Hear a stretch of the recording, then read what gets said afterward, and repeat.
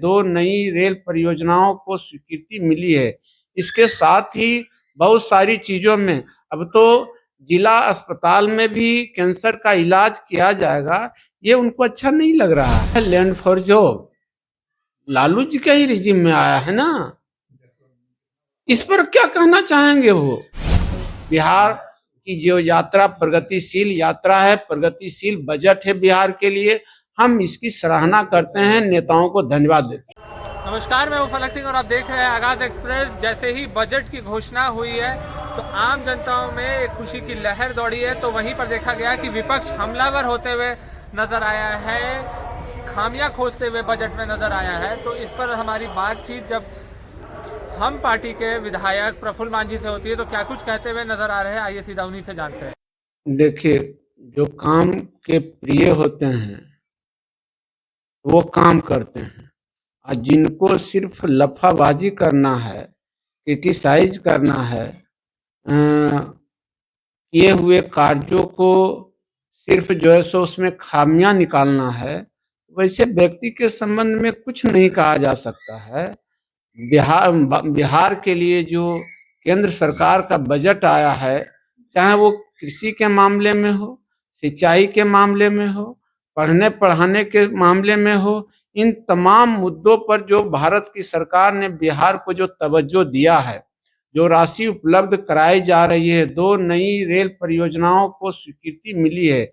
इसके साथ ही बहुत सारी चीजों में अब तो जिला अस्पताल में भी कैंसर का इलाज किया जाएगा, ये उनको अच्छा नहीं लग रहा है। तेजस्वी यादव कहते हैं कि रेल में सिर्फ अब घाटा हो रहा है, टिकट के दाम में बढ़ोतरी हो रही है। जब लालू प्रसाद यादव रेल मंत्री थे तो रेल में कितने सारे मुनाफा करके दिए हैं।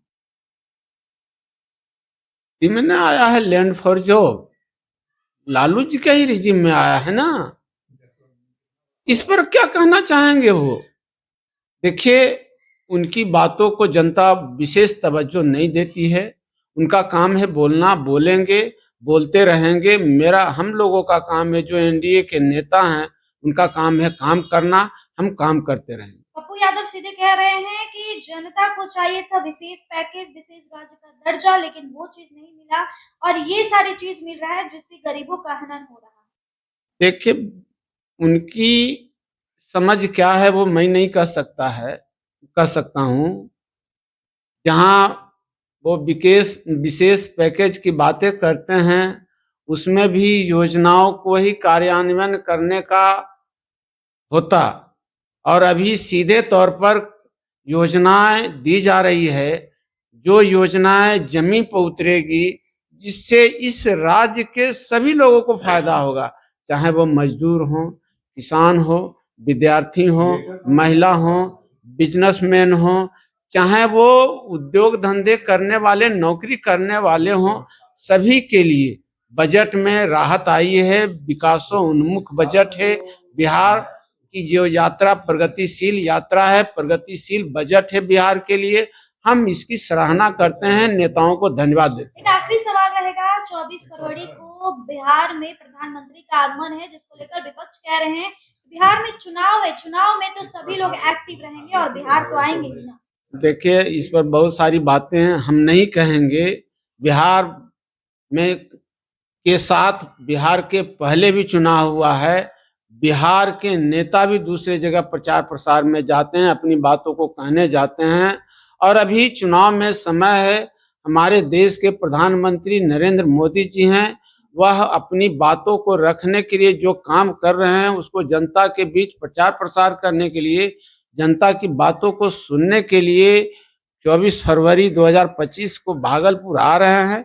हम उनका खैर मकदम करते हैं, इस्तकबाल करते हैं, और तैयारी में हैं कि वो आए और बिहार को और ज़्यादा दें। इसी आशा के साथ वो बिहार आने का हम लोग निमंत्रण करते हैं, उनको खैर मकदम करते हैं। जैसा कि आपने देखा और सुना, साफ तौर पर उनका जो कहना था कि जो इस बार का जो 2025 का बजट है, उसका जो केंद्र रहा था वो युवा रहे थे, कृषि रहा था और बिहार रहा था। और साथ ही साथ में उन्होंने कह दिया कि बिहार को बड़ा सौगात मिला है, चाहे मखाना विभाग हो, चाहे उसके बाद किसान हो, चाहे उद्योग हो, इस तमाम, और चाहे शिक्षा हो, पलायन हो, तमाम वर्गों में बिहार के वासियों का खास ख्याल रखा गया है। और उन्होंने विपक्ष पर करारा प्रहार करते हुए नजर आए। साफ तौर पर उनका कहना था कि विपक्ष का काम ही अब बच गया है कि खामियां निकालना। जो काम करते हैं वो गिनवाते नहीं है, वो कार्य में भरोसा रखते हैं। और साथ ही साथ में उन्होंने फिर से एक बार तेजस्वी यादव पर भी हमला किया है। उन्होंने साफ तौर पर कह दिया कि नेता प्रतिपक्ष तेजस्वी यादव जो है वो बिहार की जनता को भ्रमित करने का काम कर रहे हैं। जुड़े रहे हमारे साथ, देखते रहे आगाज एक्सप्रेस। धन्यवाद।